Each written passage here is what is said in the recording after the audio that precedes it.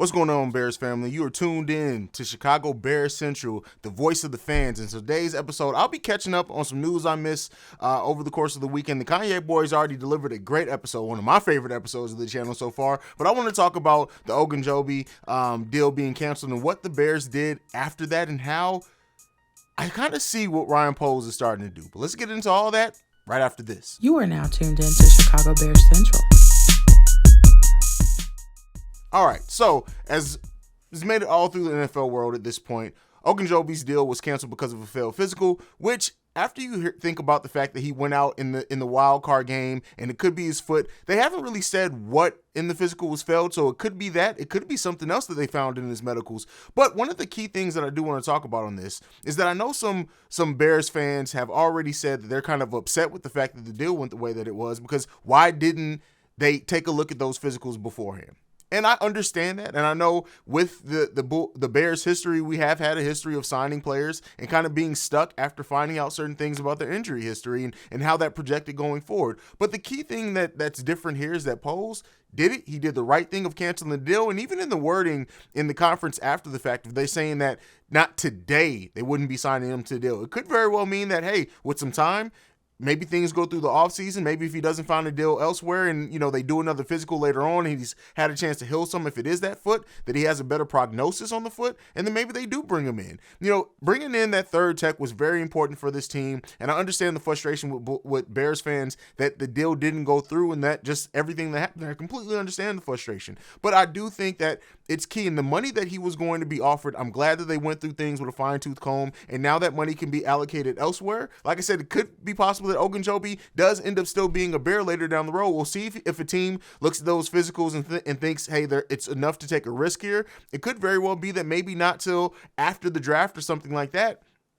Maybe he's still out there and then they decide to bring him in. Those things are possible. But let's talk about what the Bears did after canceling his deal. Justin Jones, the deal that he was signed for 2 years, $12 million, came down basically right after the announcement came that they're going to have to cancel out Ogunjobi's deal. And then a couple of hours even after that, Muhammad was noted as being signed on a 2-year, $10 million deal. And so he has a history with Eberflus. I hate our coach's name, but he has history playing with Eberflus, in which he had a career year last year. He had 17 starts, 6 sacks, 7 tackles for losses, 13 QB hits, and he's only missed one game since 2018. So with that being said, when you look at the fact that we had to cancel out a deal because of a player's health, and they bring in a player who's been very healthy, who's coming off of a career year, who also has experience working with our coach and this system, it was a smart deal in what they did, even to the Justin Jones deal as well. What we're seeing with Ryan Poles is that he's making smart deals, right? Calculated risk.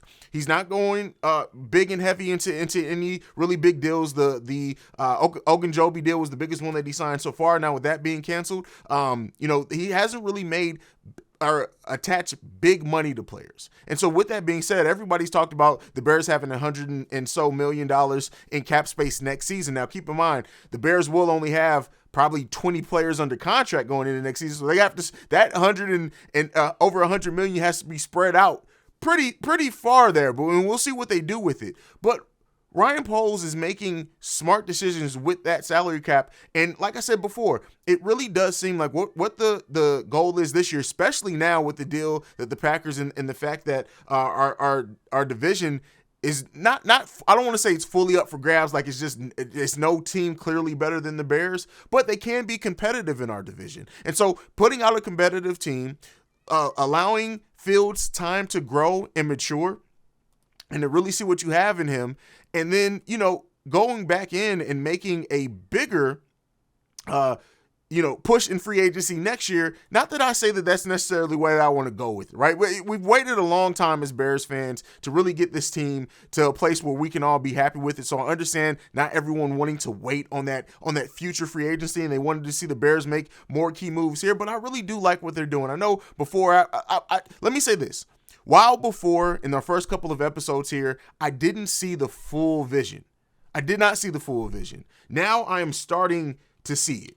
I'm starting to see the vision, and I still want to see it being executed. So I'm not ready to say per se that this is going to go going to go the way that we want it to go, or that it's going to be successful. But I am saying that Poles is doing enough and he's making the correct deals that, to me, for me, it's really starting to take shape in a way that I'm okay with.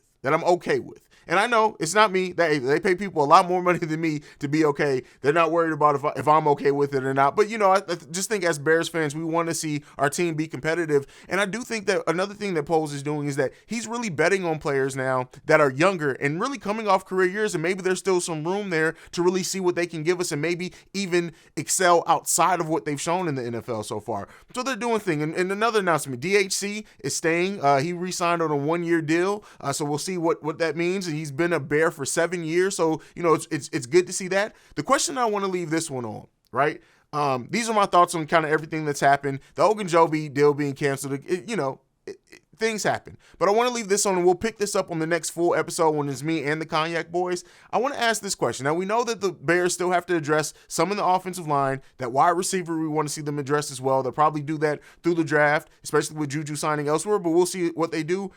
But one thing maybe that we haven't been looking at, do the Bears see Mooney as their number one option at wide receiver? Now, I have said and been very vocal, me and the Cognac Boys as well, we want Fields to have a big target, right? And Mooney, 5'11", 174 pounds, while he's very talented, and I like the player, right? I want to be clear. It's not that I don't like him, but it seems like by way things are moving is that he's going to be our number one, unless something different happens. So what do you feel about Mooney being the number one option on the Bears team next year? Like, again, a lot of things remain to be seen, but I want to hear from you guys on that, and we'll pick that topic up when it's all three of us again to really break that down and what we think about it, because we haven't really talked about Mooney a lot, even in the conversation about wide receivers for Fields. So let me know what you guys think about that down below. Make sure you like, share, subscribe, all that good stuff. You can also send us any feedback, questions, comments, concerns, ChicagoBearsCentral@gmail.com. And if you want to leave us a voicemail, you can do so at 773-270-2799. That's it for me for today. I just wanted to catch up on the news from the weekend. Thank you guys so much for your support so far of Chicago Bears Central, passing 175 subscribers